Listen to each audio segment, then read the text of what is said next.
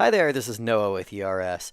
In this week's Minute Monday, I want to talk about Google reviews. So Google reviews are a hugely important part of SEO, and it makes perfect sense that Google would prioritize them a lot because if you've got a lot of Google reviews and a high average rating, then Google knows that your customers trust you. And of course, it's actually in Google's system, right? They're Google reviews. So Google has access to that information. So it's not at all surprising that they would really prioritize those for SEO, but they actually recently updated their algorithm to prioritize Google reviews even more.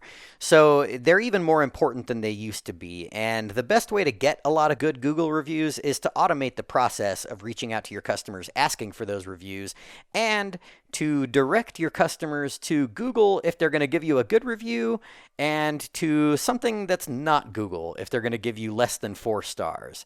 So we've automated that entire process via text messages to your customers or emails, and you can watch a video about our customer texting features by clicking on the link in the corner up here. So I hope this helps, and thanks for watching, and we'll see you soon.